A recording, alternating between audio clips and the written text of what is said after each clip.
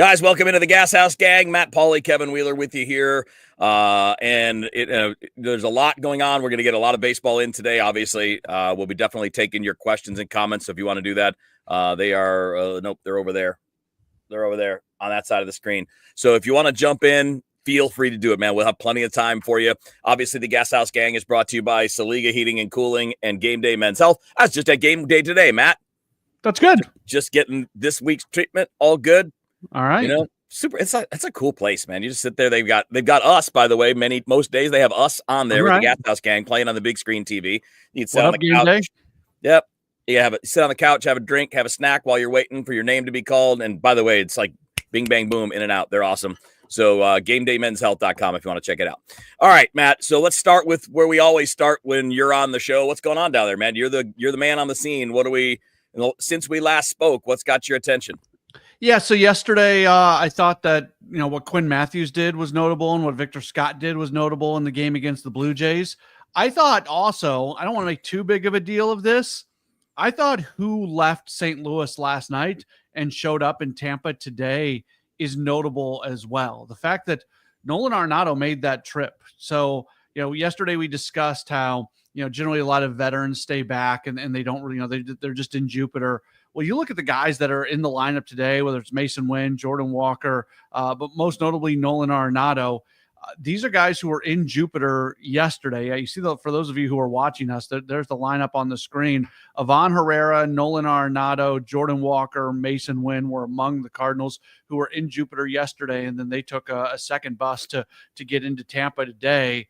I don't think anybody was twisting Arenado's arm for him to make the 3-hour bus ride to Tampa. So that creates the question for me. He said when he got here that he wanted to play a lot. So is it simply the case that he doesn't want to go 2 days without a game? Is it a chance for him to go see his buddy Paul Goldschmidt, who plays for the Yankees? Is it a chance for him to play in front of a Yankees team that wasn't evidently interested in trading for him? He's going to be like, nudge, nudge, wink, wink, guys. I think it's very interesting for whatever reason. It's probably one of the things I just listed. And it's probably just he doesn't want to go 2 days without playing a game. That's the simplest. I'm sure that's the number answer. One driver. Yeah. Yeah. But I do think it's notable that guy got on a bus and headed to Tampa. It's not something for people that aren't fully in tune with what goes on in spring training. Veterans don't usually take the long bus trips. I mean, again, occasionally a pitcher will if he doesn't want to miss his day and he wants to face major league hitters. But a lot of position players don't want to, and you'll end up seeing a lot of the young established players make that trip because that's how it works. They're lower on the totem pole, but each team has to bring a certain number of quote-unquote regulars when they go on the road, because what they don't want is the crowd there to have to see a minor league team up against the major league team, right?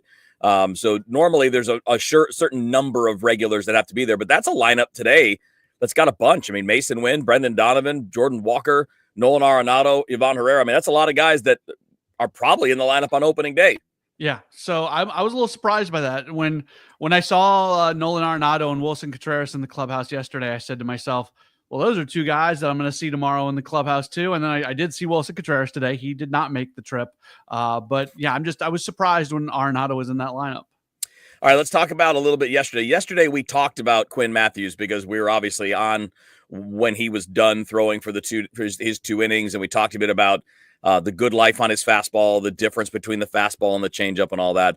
We didn't spend a lot of time talking about Victor Scott, who led off the game with a triple, scored on a sac fly, and then hit a home run later on. So he was really all of the offense for the team yesterday. His he goes 2 for 3. His 1 out was a 105 mile per hour off the bat screamer that was right at somebody. Good? Yeah, that's good. That's good. Well, so I don't want to talk about, again, when we're talking about what's happening, we're not looking at it and going, oh, what does it mean that Victor Scott went 2 for 3 with a triple and a homer? That's not what we're talking about, because it might mean nothing. It might be a big deal. I mean, hit the triple off Max Scherzer, right? This is not like who looked good outside of that. Who had good stuff, right? Yeah. It's not meaningless or meaningful right now. It's just we don't know. But I wanted to throw the Victor Scott thing at you because, Bernie makes this point a lot. I agree with him. I think you do too, that this is a guy that if he pushes his way in, needs to be there. Mm-hmm. This is a guy that can be an exciting, dynamic part of your future. Now, he's got to earn it. He has to go have a strong spring. because we saw him struggle at the major league level last year. So not only does he have to have a strong spring, he needs to show Ollie Marmol and the staff that he's made some improvements on what was going on with him last year.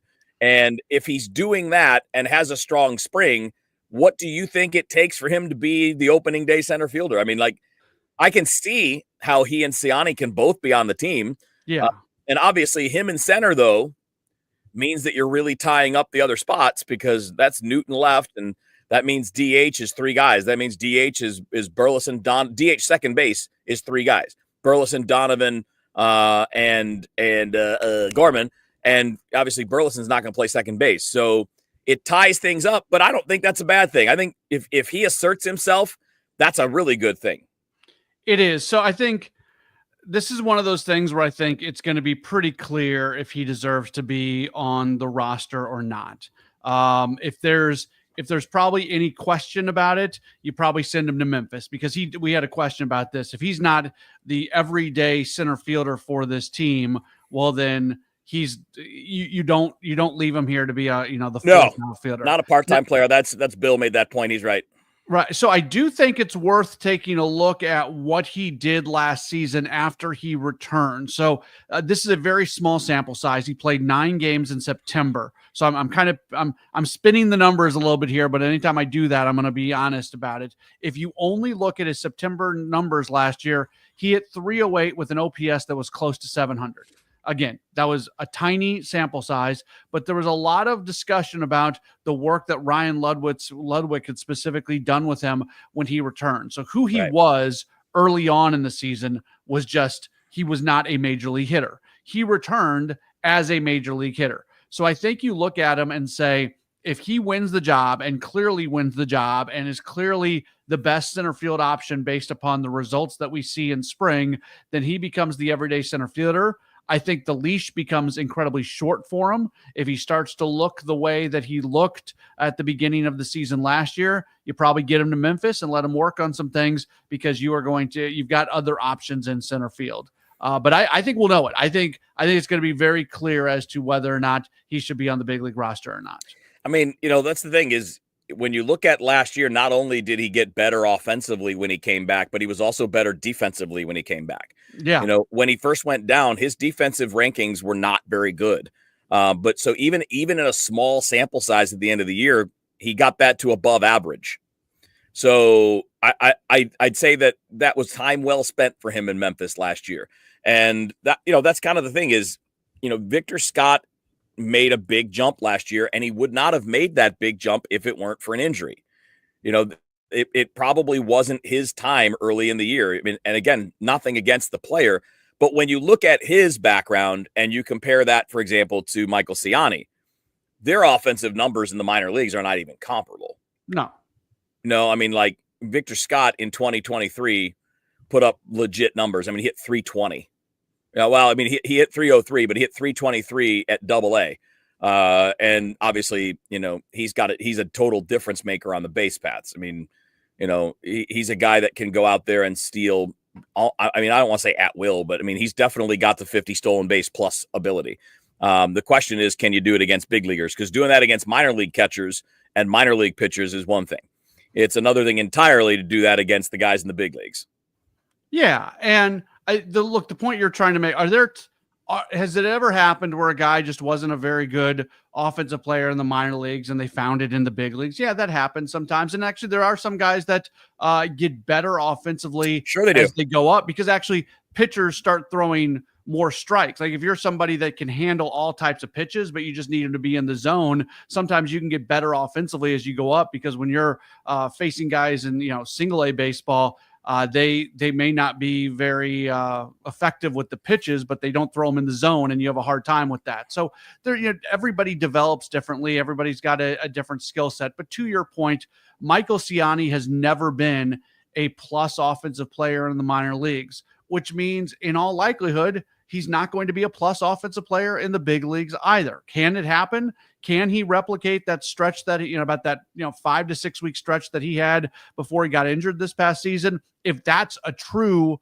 version of Michael Ciani, if that's who he actually is, then that's a perfectly fine offensive player, and you can feel comfortable putting him out in center field. But nothing would say that that is actually who he is. Victor Scott has been a dynamic player in the minor leagues. You mentioned the speed. He's been an offense, a player who could hit in the minor leagues. So that would lend you to believe that there's more of a chance that he's going to be able to put that all together in the big leagues. And to your point about his defense, he won a Gold Glove in the minor leagues. It's because he's so darn fast. Right. And when you get to the big leagues, speed can help, but you got to be able to get good jumps. You have to read the baseball off the bat so you can take the correct route, things like that, where speed kind of masked what he couldn't do in the minor leagues. It did not mask that in the big leagues. And a credit to Victor Scott II for clearly and obviously working on those things before he returned. Now, and to make the counterpoint to what the two of us are saying, there have been times, in particular 2023, where Victor Scott was a really good hitter. He did not hit at Memphis last year. He hit 210 and his OPS under 600. His on base was under 300. So, and I know that was weighted towards a bad start, right? Yeah. As it went along, he got better. But still, when you look at AAA and major leagues combined, those numbers are bad. But that's also, again, because he was rushed. He was probably a year ahead of when he should have been in that mix. And it was, again, only because Dylan Carlson got hurt right at the end of spring. Yeah, he probably should have started Double-A last year, but even if there's no way to prove what I'm about to say is true, but I believe it.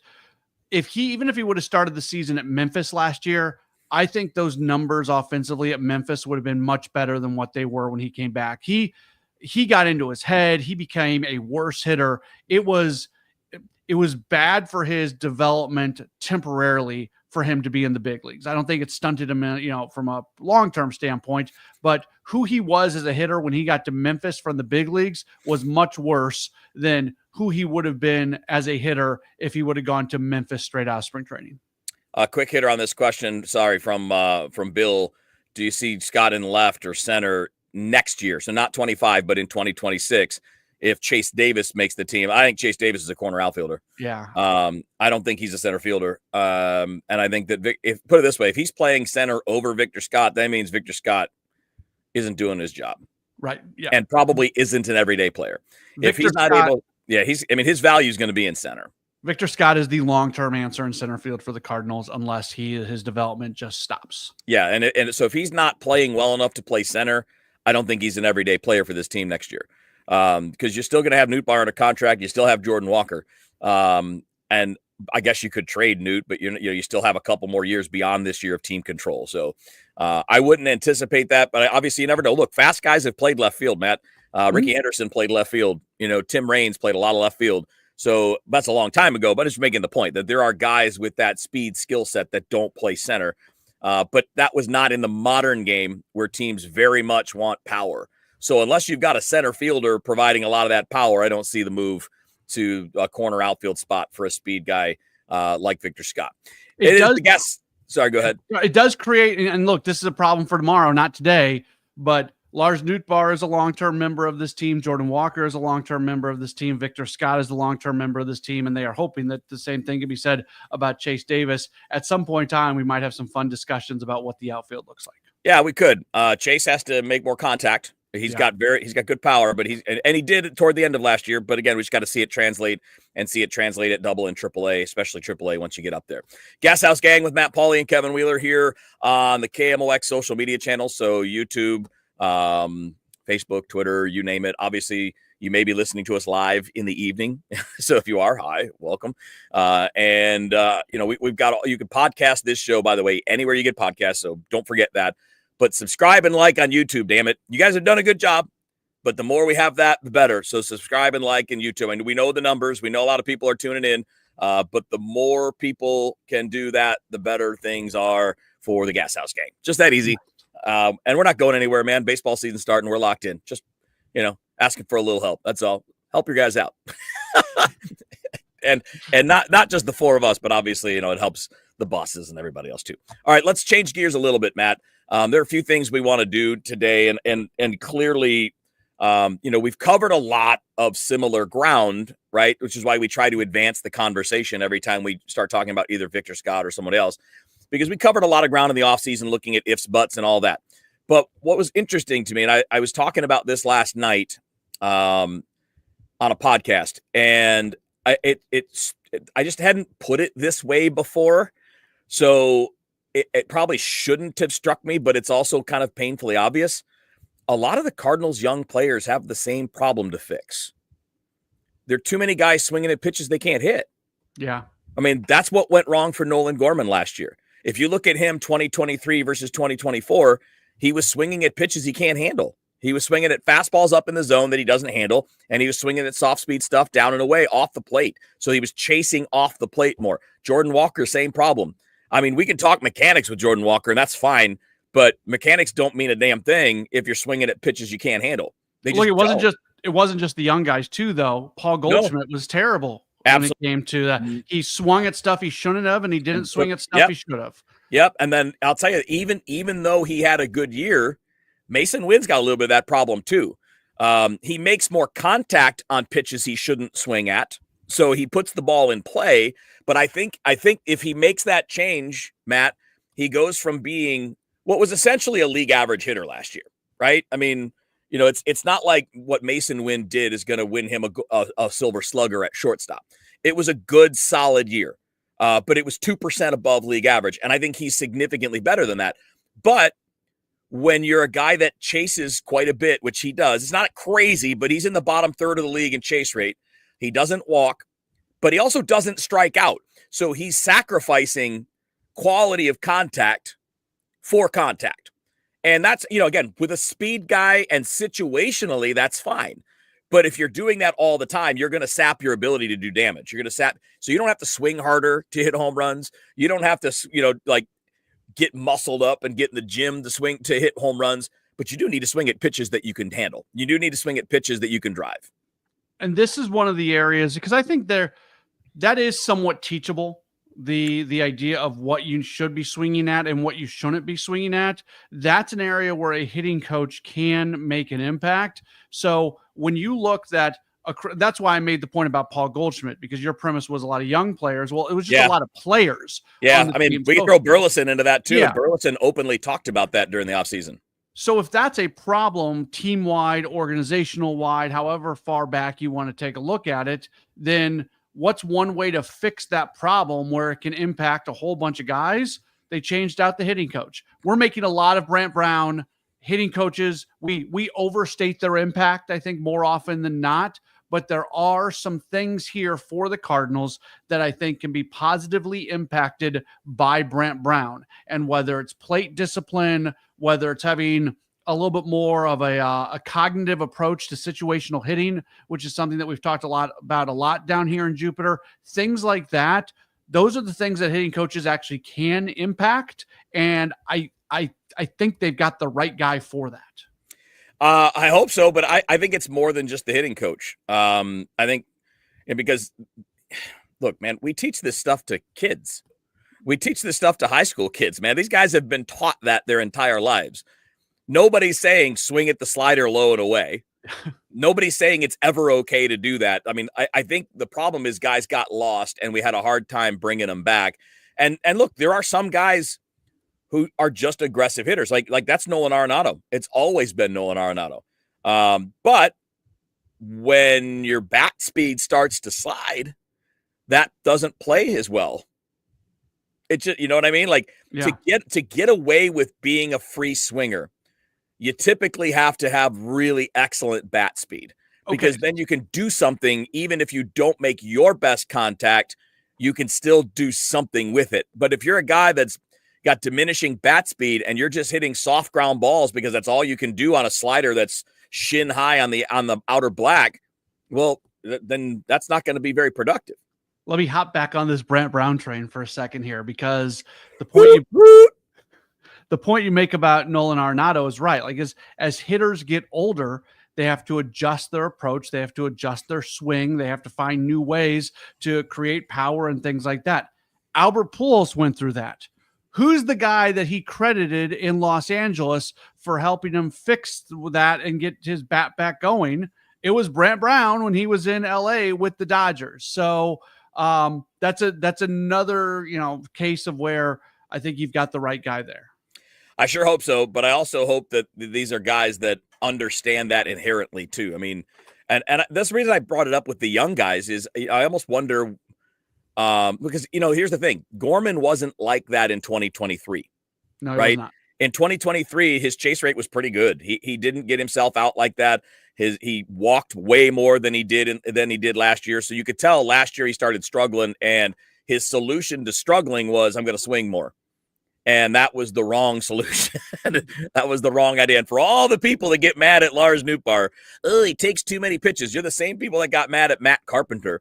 But that's the reason they're good. The reason they're good is because they don't get themselves out. And sometimes it means you're going to be wrong and get called out. Like, that's what that means sometimes.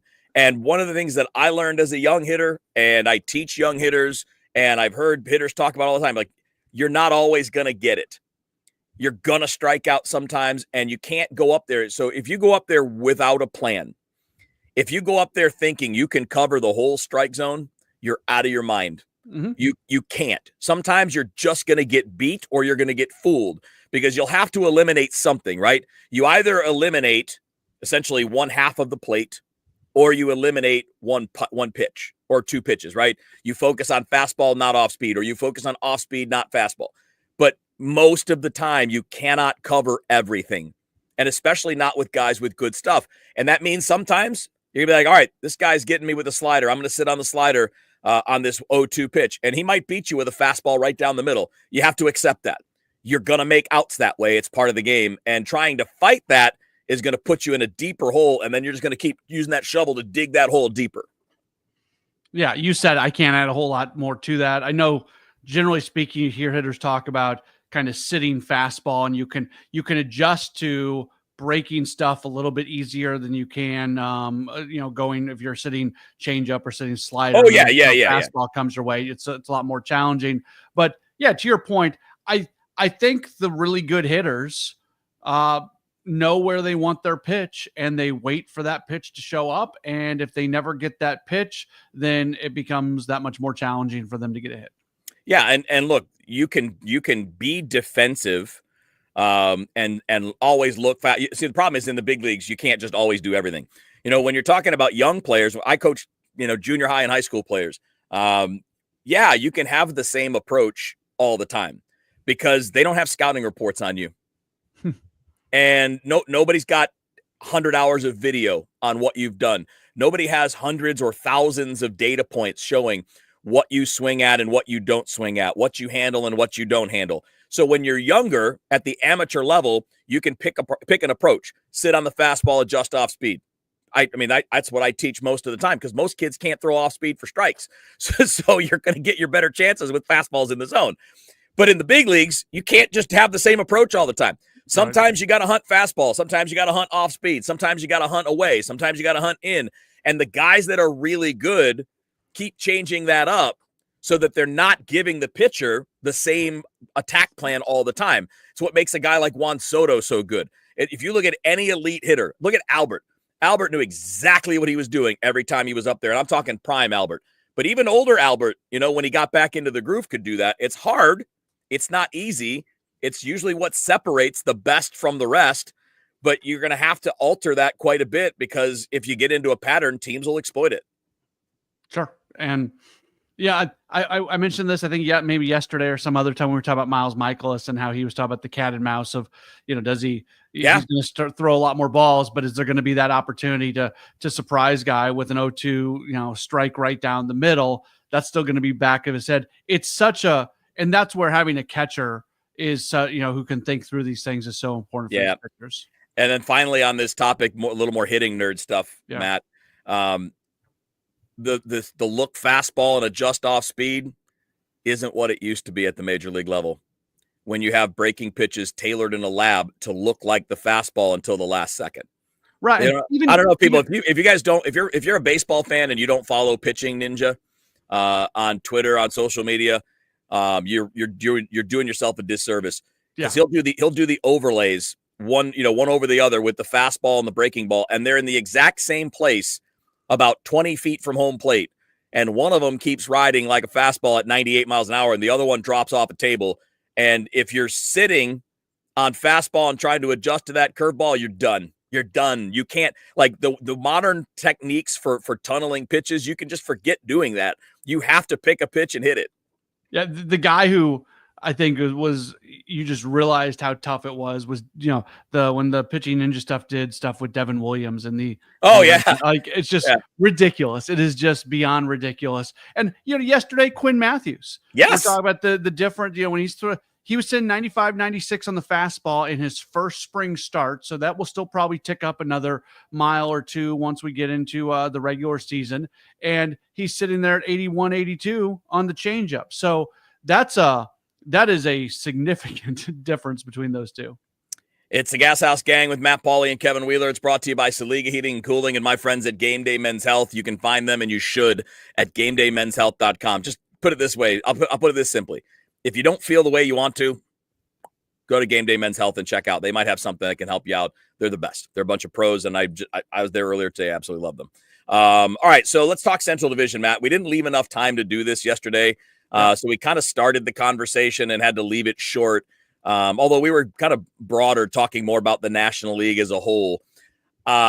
Here's a hot take for you. And if you guys are commenting, if you're watching on YouTube, Facebook, Twitter, and you want to comment, feel free. Obviously, we're taking. Can I guess your hot take before you say it? Yeah.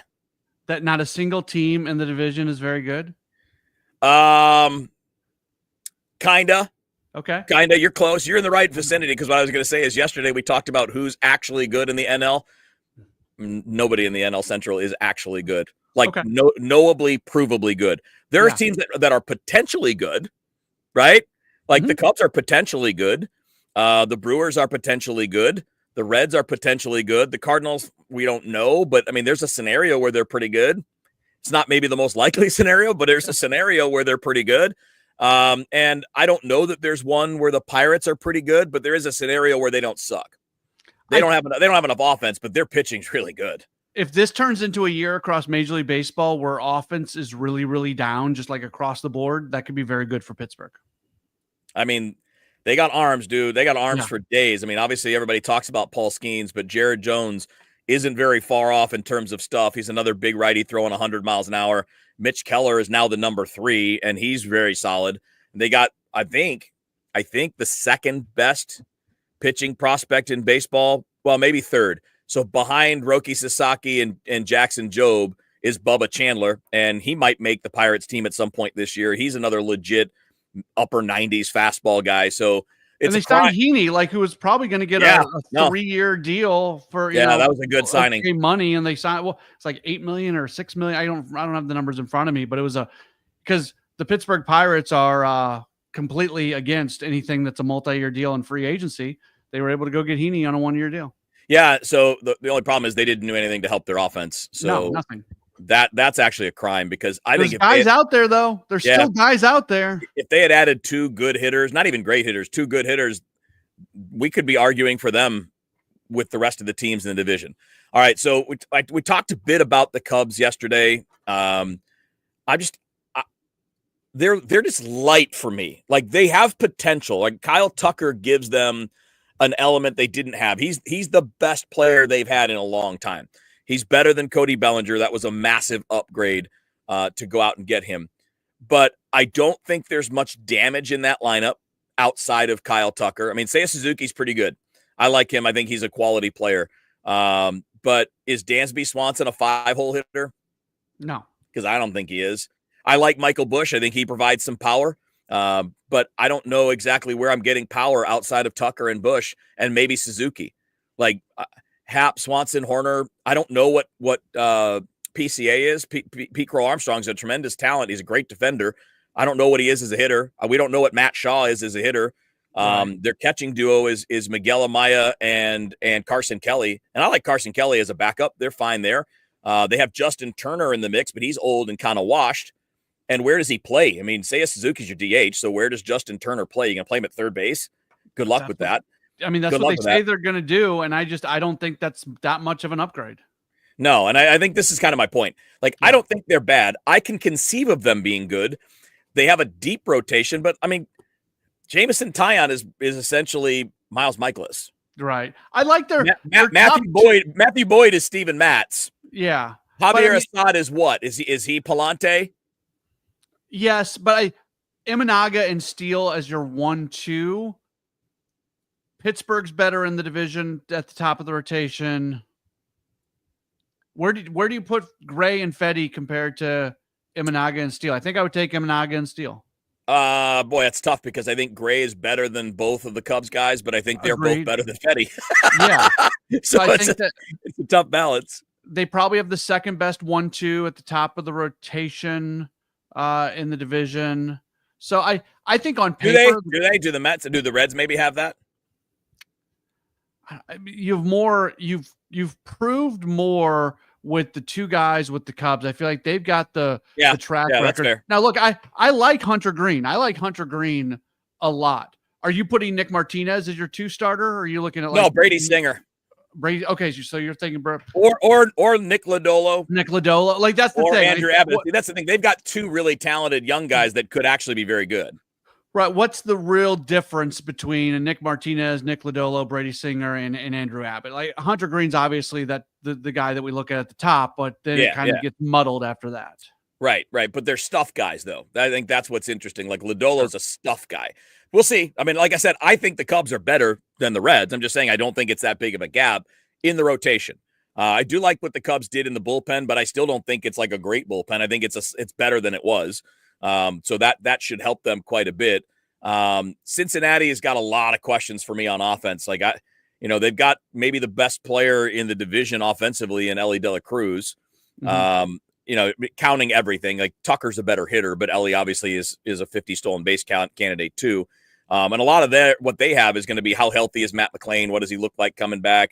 Who bounces back from a lineup? Does Encarnacion Strand do anything? I think they have a lot of questions, which is why I don't think they belong. What does he do coming over from? You never really, does he add to the lineup? Yeah, in that lineup, and then you're going to the Reds lineup. We're going to learn. But you're going to the Great American Small Park, though. That is true. You're going to a place where it's a little more conducive to putting up numbers for offense. And again, this is why I guess we're going through this. The Reds are not at the level with the Cubs and Brewers, in my opinion. I think those 2 are the favorites, Cubs and Brewers.